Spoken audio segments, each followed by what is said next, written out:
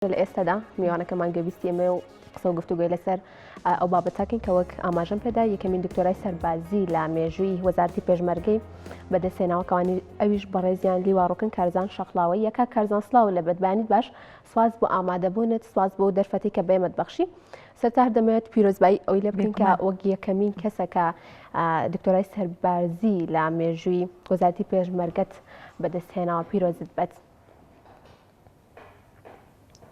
زۆر سپاس بەخێر بێن زۆر سپاسی کوردستان نیوز دەکەم کە ئەمڕۆ ئەزیەتیان کێشە هاتون بۆ چاپێکەوتنا بە بۆنەی بەدەستهێنانی بڕوانامەی دکتۆرا لا مێژووی سەربازی. بەڵێ من لیواڕوکن کاردان بڵێ بەڵێ فەرموو.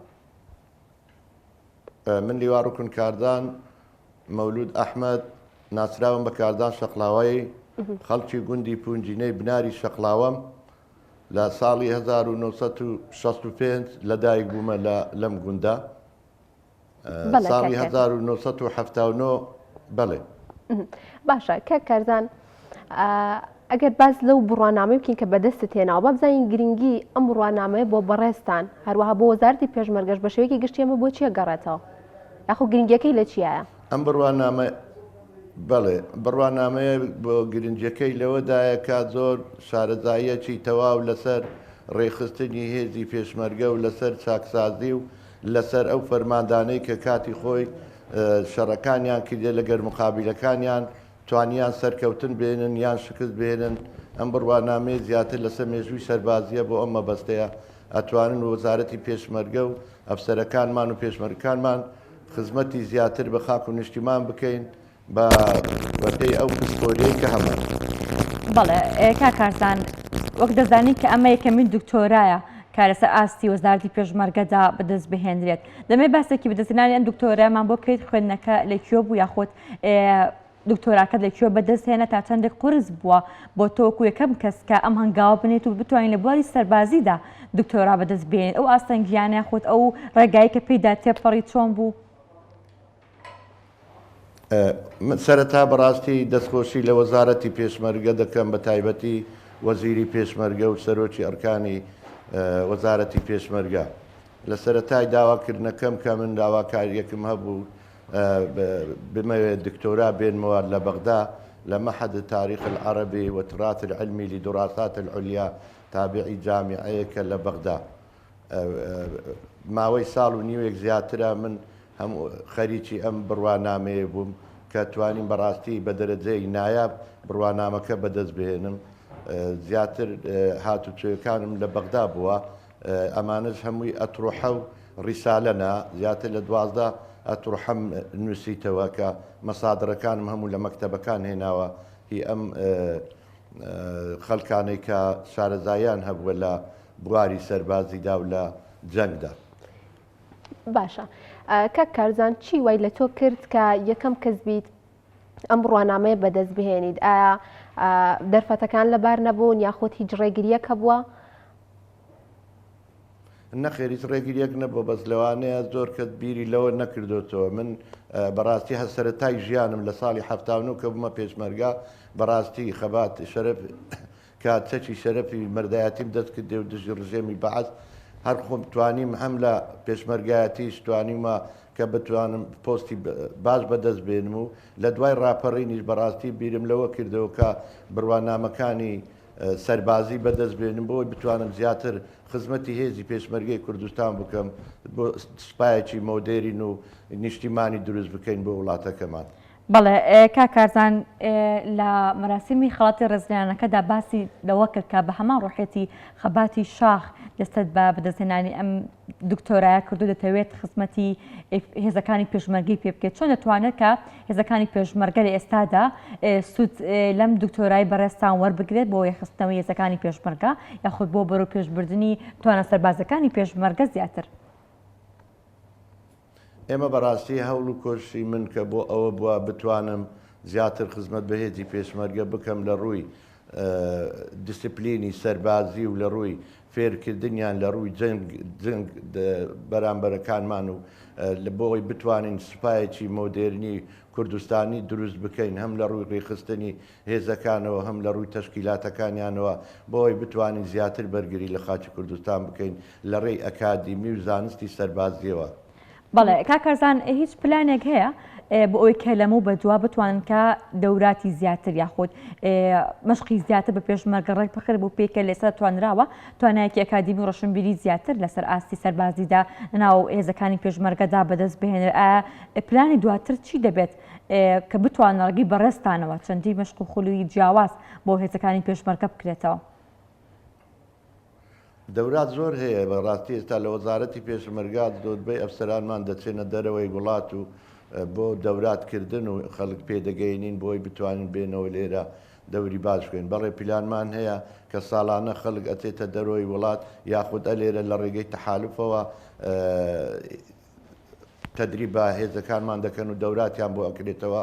چەند بۆ نمونە من چوومەتە ئەمریکا لە پنتاگۆن دەیان مەحازەرەمان خوێندە، چوومەتە تورکیا لە ڕووی ئیداریەوە، چوومەتە ئەڵمانیا لە ڕووی سەرکردایەتیەوە چەندین خولی سەربازیمان دیوە و ئێستاش خولەکان زۆربیان بەردەوامن کە بۆ دەرەوەی وڵات بێ و چ لە ناوەی وڵات لە ڕێی هێزەکانی هاوپەیمانان بەڵێ بەردەوامە ئەو خولانە. باشە کەک کارزان سەبارەت بە توێژینەوەکەت ناونیشانی توێژینەوەکەت بۆ بەدەستێنانی بڕوانامەکەت چی بوو؟ هیچ کاریگەریەکی لەسەر کاروبارەکانی وەزارەتەکە هەبوو یاخود هیچ لە توێژینەوەکەدا هیچ شتێک بەخود بابەتێکە بوو کە باز لە پێشمەرگە بکات؟ ناخۆ ئەم توێژینەوەکەی من زیاتر زانستی سەربازیە لە هیچ جەنگەکانی ڕابردووات لە شەڕی ئیسلامەوە تاکو 1245 میلادی لە 1647 هیجری 1245 میلادیەوە من دەستم پێ کردووە.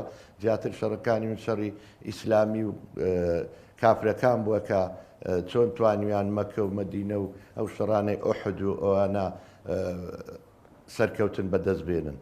بەڵێ واتە توێژینەوەکە سەبارەت بە مێژووی نوێیە کاکارزان؟ بەڵێ. ئەو ئەزمونەی کە لە ڕابردوودا کۆمەڵگەی ڕۆژهەڵاتی ناوڕاست پێدا تێپەڕی بە تایبەتیوەکو کۆمەڵی ئۆشتڕانی کە بەڕێز ئاماژت پێکرد چ دەستکەوت یاخود چ تا ڕادەیەک زانیاریەکی نوێ یاخود چ ڕێنماییەک دەدات بە توێژینەوەکەت یاخود چیت لەم شەڕانە هەڵهێناوە بۆی کە بتوانێت وەکو پام وەکو ئامۆژگاریەک بە خەڵکی بگەێنیت تایبەتی ئەوانەی کە لە بواری سەربازیدا کار دەکەن؟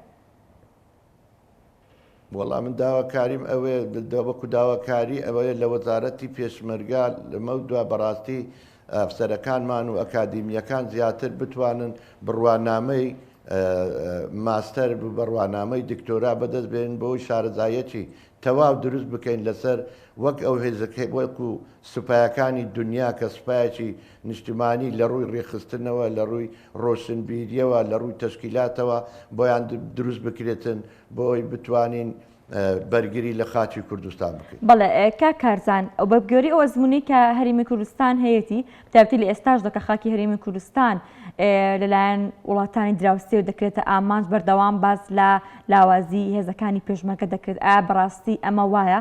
ئایا بەڕاستی هێزەکانی پێشمەرگە لە ئێستادا پێویستی بە خۆ ئامادەکردنەوە و خۆ نۆژەنکردنەوە هەیە پێویستی بەوەی کە بتوانێت هێز سەربازەکانی خۆی فراوانتر بکات؟ ئێمە ئێستا خەریکین وەکو وەزارەتی پێشمەرگا تا ساڵی 26 ئەبێ هێزەکانی پێشمەرگا هەموو بێتە ژێر چەتری وەزارەتی پێشمەرگا کە ئەمە لەگەر ئەوەی ڕێی تەحالف وایەت ئەبێ هێزەکان هەموو یەک بگرن ببنە سوپایەکی یەکگرتووی بەرگری بکاتن لە خاچی کوردستان. بۆ ئەمە بەستەی جەنابیشت کە ئەمەی وڵاتان دەکرێتن ئێستا بەڕاستی کات ئێستا شەڕی درۆنە شەڕی پێشمەرگا نییە. ئێمە لە ڕووی ئیمکانیەتەوە وڵاتی ئێمە و هێزەکانی پێشمەرگەمان بەڕاستی لە ڕووی ئیمکانی و تەجهیز و تەسلیحەوە زۆر باش نین. بەڵام ئێستا خۆتان دەزانن لە ساڕۆک لە کرمانەوە دێتن لەنا هەولێر ئەتەقێندرێتەوە. ئەو تەکنەلۆجیای ئێستا پەیدا بووە بەڕاستی ئەمە ئەبێ خۆی بۆ ئامادە بکەین و بتوانین بەڕاستی هێزێکی فێرکراوی لە هەموو بوارەکانەوە دروست بکەین بۆ کوردستان. ئێستاش خەریکە وەزارەتی پێشمەرگە بەڕاستی تا مەسەلەن زیاتر لە 2 فرقەمان دروست کردووە، زیاتر لە 26 تا 30 لیوامان دروست کردووە.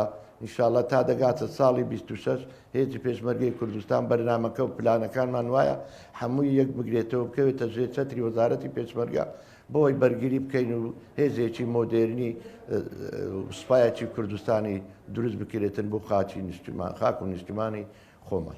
بەڵێ کاکەزان کاتە بە گوێری ئەو زەنێرانی کە ئێوە لە توێژینەوەکەتاندا لە دکتۆرەکەتاندا بەدەستان هێناوە ئەو کەم و کورتیانی کە هێزەکانی پێشمەرگە لە ئێستادا پێیدا تێپەڕ دەبێت تەنیا کەم و کورتی سەربازین یاخود لۆژیکین ئێوە پێیتان بەچی بردووە بۆ منە ئێوە چەندین نمونەی چەندین شەڕی ئەو شەڕتان هێنایەوە کە لە ژەڵەتی ناوڕاستدا پێیدا تێپەڕی لەگەڵ ئەوەشدا عێراقیش بە هەمان شێوە شەڕی داعشی بەخۆیەوە بینیوە ئەو کەم و کورتیانی کە ئێوە تێبینیتان کردو لە هێزەکانی پێشمەرگەدا لە سەرجەم بوارەکان لە سەرجەم سێکتەرەکانیدا کامانن؟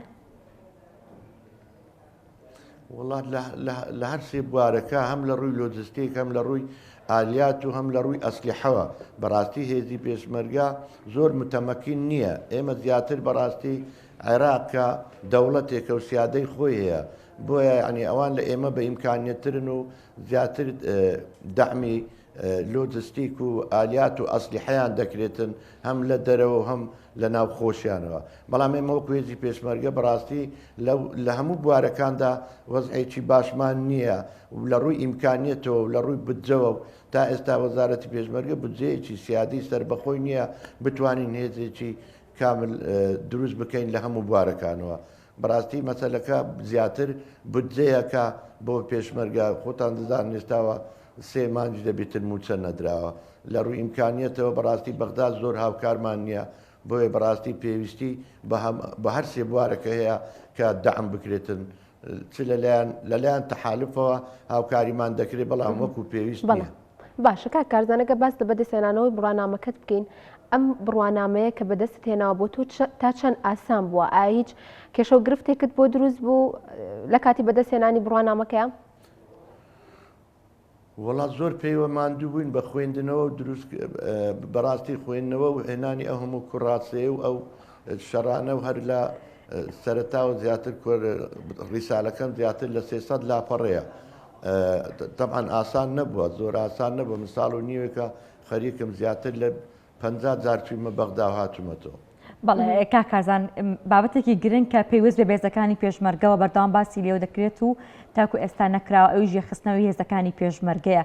پێت وایە یەخستنەوەی هێزەکانی پێشمەرگە بەدی دێت؟ ئایا کارێکی ئاسان دەبێت یاخود لە بەرنامەی هێزەکانی پێشمەرگەدا کە بتوانێت لەسەر ئاسی هەرێمی کوردستاندا هێزێکی پێشمەرگەی پتە و یەکگرتووپێک بهێنێت؟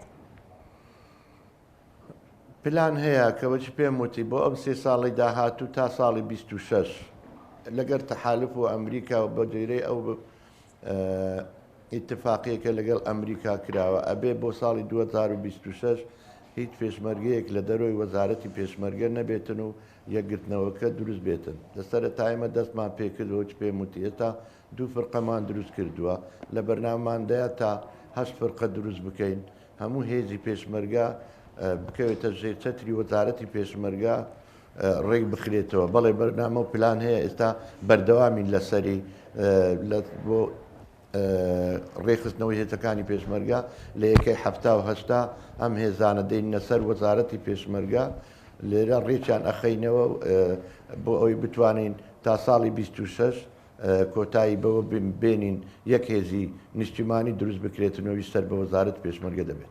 بەڵێ زۆر سپاس بۆ زۆر بەڕێز لیواڕوکن کارزان شەقلاوەی سپاس بۆم بۆ ئەوی کە ئەم بەیانێ لەگەڵمانە بوویت و کۆمەڵێک زانیاری زۆرت بێمەدات. زۆر سپاس کاکارزان.